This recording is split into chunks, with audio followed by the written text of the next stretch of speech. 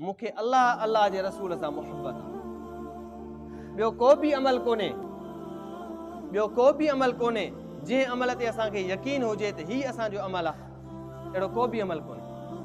उहो सहाबी थो चवे इल्ला इन्नी उहिब्बुल्लाह व रसूलहू, हिकिड़ो अमल आहे त मां अल्लाह सां बि मुहबत कंदो आहियां, अल्लाह जे रसूल सां बि मुहबत कंदो आहियां।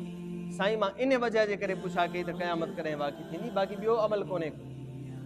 हुज़ूर सल्लल्लाहु अलैहि वसल्लम जन छा फरमायो, क़ाल अंत मअ मन अहबब्त, पाण फरमायो जॾहिं क़यामत क़ाइम थींदी त पोइ उन क़यामत जे ॾींहुं तूं जंहिंसां मुहबत करीं थो उन सां गॾु बीठो हूंदे। अगरि तुंहिंजी मुहबत मां अल्लाह जे रसूल सां आहे त पोइ महशर जे मैदान में मां मुहम्मद जे भरिसां हूंदे।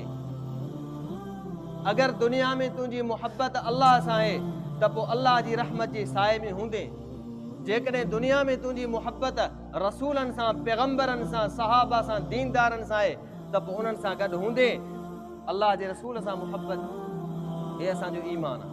हज़रत अनस रज़ियल्लाहु अन्हु फरमाए थो, फमा रअयतुल मुस्लिमीन फरिहू बिशैइन बअदल इस्लाम फरहहुम बिहा, फरमाए थो ईमान इस्लाम आणण खां पोइ को बि अहिड़ो मुस्लमान न हूंदो जेको इन ॻाल्हि खां पोइ हिन ॻाल्हि ते ख़ुशि थिए त मां अमल कंदुमि, न, बल्कि नबी सल्लल्लाहु अलैहि वसल्लम जो फरमायो जंहिंसां मुहबत कंदे उन सां गॾु हूंदे।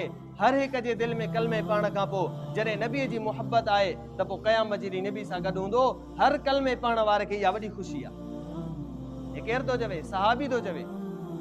हर कलमे पढ़ण वारो कलमे पढ़ण खां पोइ इन ॻाल्हि ते वॾो ख़ुशि थींदो आहे त मूंखे अल्लाह जे रसूल सां मुहबत आहे, मूंखे अल्लाह सां मुहबत आहे। पोइ इन अमल जे करे जॾहिं मुहबत सची आहे त पोइ रसूल सां गॾु हूंदो। जॾहिं क़यामत जे ॾींहुं जेको अल्लाह जे रसूल सां गॾु आहे इहो जन्नत में ज़रूरु वेंदो। إن الله لا يغير ما بقوم حتى يغيروا ما